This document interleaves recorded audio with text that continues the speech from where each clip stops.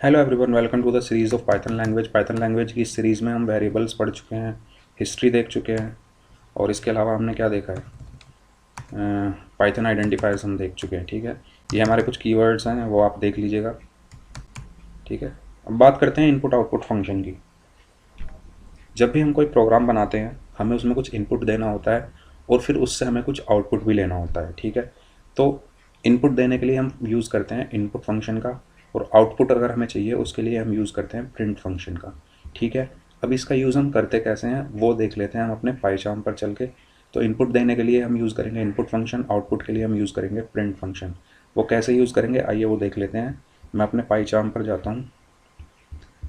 अब ऐसा तो है नहीं कि हम हर प्रोग्राम में ये लिखेंगे a is equal to 10, num is equal to 34। ठीक है, ये तो हमारी एक फ़िक्स वैल्यू हो गई कि इसमें बस ये 34 ही रहेगा।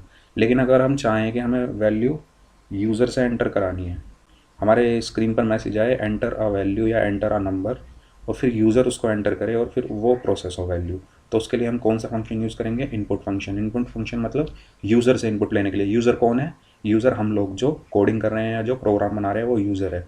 ठीक है, उसके थ्रू फिर हम इनपुट फंक्शन के थ्रू हम क्या कर देंगे? इनपुट देंगे थ्रू यूज़र, और उसके बाद हमें आउटपुट मिलेगा। जैसे कि यहाँ पर हमें आउटपुट मिला था, हमने प्रिंट कराया नम, तो ये हमें आउटपुट ही तो दे रहा है। यहाँ पर अगर मैं ना लिखूँ प्रिंट नम तो ये नंबर थोड़ी प्रिंट करेगा, फिर बस आईडी प्रिंट कर देगा। देखो यहाँ पे देखो, ये देखो इसने पहले क्या किया, ए की आईडी प्रिंट कर दी, फिर प्रिंट ए कर दिया, उसके बाद आईडी प्रिंट कर दी नम की। ये नंबर तो प्रिंट किया ही नहीं, क्यों नहीं है? क्योंकि हमने प्रिंट यहाँ पर प्रिंट स्टेटमेंट लिखी नहीं है। ठीक है, तो आइए हम देखते हैं पहले इनपुट फंक्शन कि हम यूज़र से इनपुट लेते कैसे हैं। फॉर एग्जांपल हमें यूज़र से दो वैल्यूज़ एंटर करानी है। ठीक है, हमें यूज़र से दो वैल्यूज़ एंटर करानी है, तो मैं कैसे लिखूँगा उसको? उसको लिखने का तरीका होगा, पहले हम कोई वेरिएबल का नाम लेंगे, वो कुछ भी ले सकते हैं। फॉर एग्जांपल मैंने एक वेरिएबल लिया num1 और उसके अंदर मैंने डाला इनपुट फंक्शन, और उसके अंदर आप जो मैसेज लिखना चाहते हैं, ठीक है, वो मैसेज आप लिख सकते हैं। किसके अंदर? डबल कोट्स के अंदर। ठीक है, हम जो मैसेज लिखेंगे वो डबल कोट्स के अंदर लिखेंगे। जो भी चीज़ हम डबल कोट्स के अंदर लिखेंगे वो एज इट इज़ हमारी आउटपुट स्क्रीन पर प्रिंट होकर आ जाएगी। ठीक है, जैसे मैं यहाँ पर लिखता हूँ एंटर अ नंबर। ठीक है, या एंटर अ नंबर की जगह मैं लिख दूँ एंटर फर्स्ट नंबर। नंबर तो लिखा हुआ है पहले से। ठीक है, मैंने ये क्या दिया एक, और थोड़ा अच्छा लगे इसलिए मैं यहाँ पर थोड़ा गैप दे देता हूँ। तो ये मैंने क्या किया है, यूज़र के थ्रू मैंने क्या दे दिया है? इनपुट दे दिया है, यानी मेरे थ्रू। यहाँ पर इनपुट फंक्शन का यूज़ करके, और जो मैसेज आपको अपनी स्क्रीन पर चाहिए वो मैसेज आप अंदर लिख दीजिए। ऐसे ही अगर मैं दूसरा नंबर भी एंटर करने के लिए बोल दूँ num2 is equal to input enter second number. ठीक है, ये भी हमने यूज़र के थ्रू दे दिया इनपुट। ठीक है, तो यहाँ पर हमने क्या किया है, अपनी जो आउटपुट स्क्रीन है उस पर जो हमें मैसेज चाहिए वो मैसेज हमने डबल कोट्स के अंदर यहाँ पर लिख दिया है। ठीक है, अब मैं अगर इसको रन करूँ तो देखिए क्या होता है। देखिए यहाँ पर हमें आउटपुट स्क्रीन पर क्या मिला? Enter first number.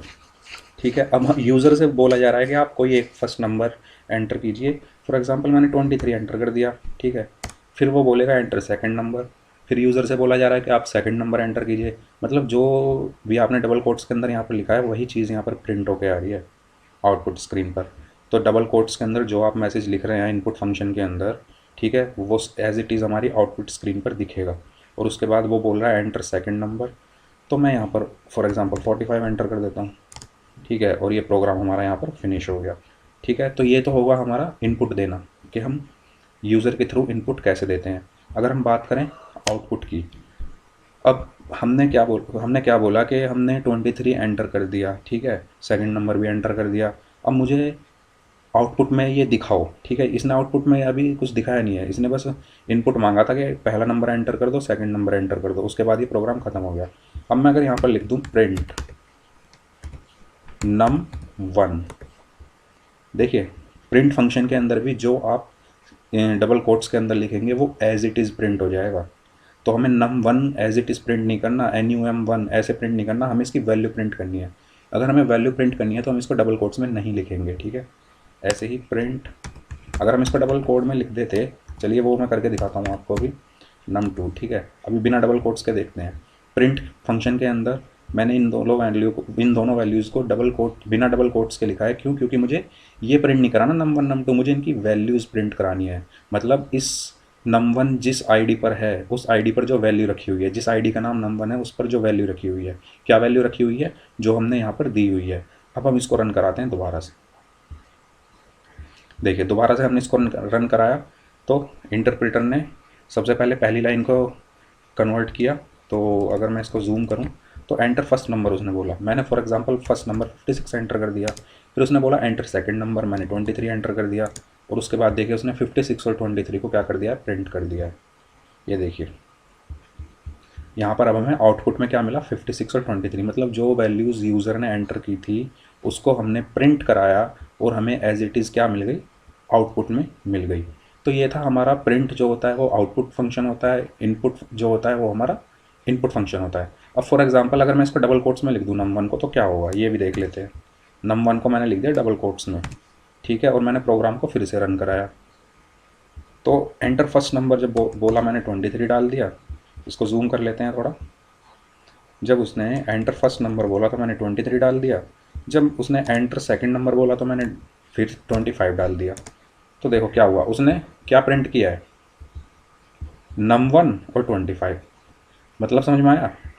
जब हम डबल कोट्स के अंदर लिख रहे हैं तो वो जो कैरेक्टर्स हैं उनको प्रिंट कर दे रहा है, और जब हम बिना डबल कोट्स के लिख रहे हैं तो उनकी वैल्यूज़ को प्रिंट कर रहा है। ठीक है, तो ये बात हमेशा ध्यान रखनी है, जो भी हम डबल कोट्स के अंदर लिखेंगे वो as it is output screen पर प्रिंट हो जाता है। अगर हमें वैल्यूज़ को कराना है तो हम डबल कोट्स नहीं लिखेंगे।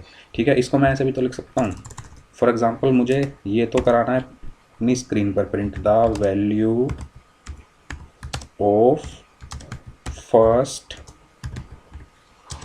नंबर इज़, ठीक है, इतना पार्ट मुझे चाहिए एज इट इज़, और जो पार्ट मुझे इसके बाहर चाहिए, ठीक है, कोमा लगा के मैंने उसको बिना डबल कोट्स के लिख दिया है। ठीक है, अब देखिए क्या आउटपुट आएगा, देखते हैं। फर्स्ट नंबर उसने बोला, मैंने डाला 23। सेकंड नंबर उसने बोला, मैंने डाला 67। तो देखिए क्या आया लिखा हुआ आउटपुट, देखिए ध्यान से। The value of first number is 23। मतलब जो डबल कोट्स के अंदर का पार्ट था वो एज इट इज़ आ गया है यहाँ पर, the value of first number is. उसके बाद कोमा, और उसके बाद जो बिना डबल कोट्स के पार्ट था वो क्या आ गया? एज इट इज़ उसकी वैल्यू जो हमने यहाँ पर यूज़र से एंटर कराई थी वो यहाँ पर आ गई है। और यहाँ पर सिर्फ हमने num2 लिखा है तो यहाँ पर सिर्फ 67 प्रिंट हुआ है।